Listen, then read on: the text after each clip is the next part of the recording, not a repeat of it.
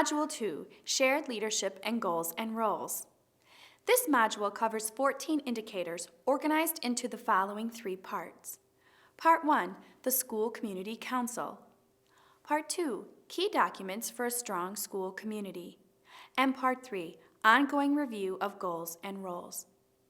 We'll start with Part 1, School Community Council.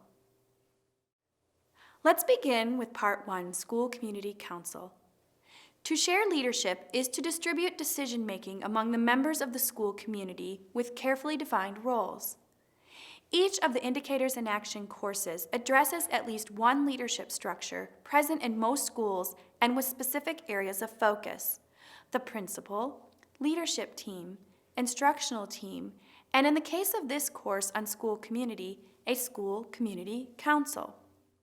The school community focuses on decision-making and action in the following areas: where the responsibilities of the home and school overlap, how the relationships of different school community members connect, allegiance to and advancement of common educational goals. We suggest a school community council because it provides a dedicated space for shared leadership between home and school to grow and sustain. This council also plays an integral role in helping parents to understand and provide a curriculum of the home, behaviors that support successful learning. And that school community council is comprised of parents, teachers, counselors, and facilitator and principal. Okay, they come together in order to get the school on track with bringing parents into the school, allowing the parents to get involved with their children, to be more productive parents so that the children can produce reading levels and intuitiveness to want to read, to want to learn, and just be respectful to themselves and to others. And we want to get us to really realize the importance of home versus getting our children to school and getting them to respond to the teachers.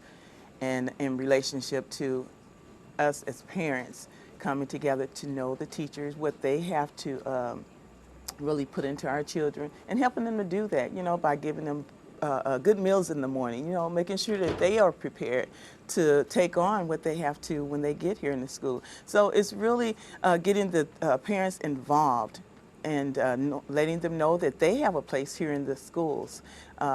We have come together with activities that would allow the parents to assist in their children's education. There's an open forum for parents coming into the library. We have a parent library, parent room, just various communication connections for the parents so that they know that they are welcome.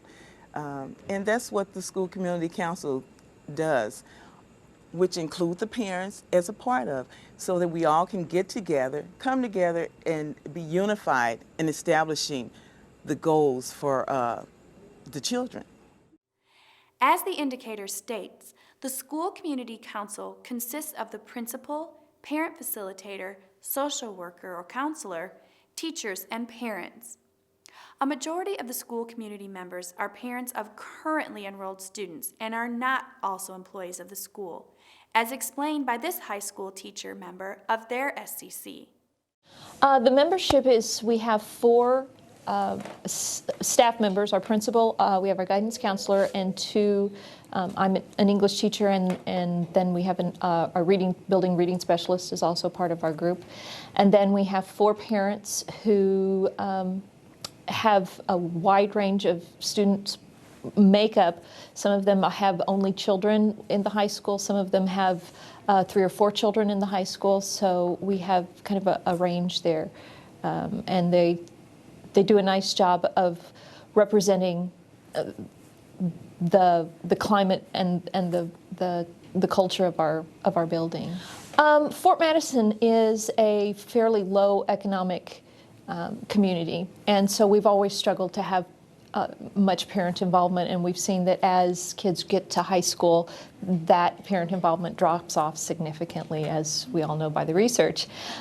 So it became more and more apparent to us that if we were able to bridge that gap and create better communication, that we could ultimately help students. And this is just one key component of our larger goal of improving student achievement overall, and we've implemented a lot of strategies within the school, and now we're really trying to reach out to the families and the community and get them on board with what we're doing.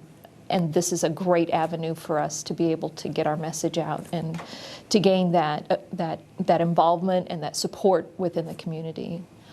I've been in education for 18 years, and that has been the thing that has always been kind of a frustration, because you spend a limited amount of time with kids during the day and you can only have so much impact. And I always felt like that we need to be doing more to get parents on board and to get them understanding what it is that we're trying to do. And I think that is the goal, and I think that has been the most exciting thing of what we've been doing, is being able to educate parents and to help them to understand the process, the high school process, and how that is unique from what they have experienced up to this point, and helping them prepare their kids for the next level and our needs as far as what we need from them in order to help make their students successful.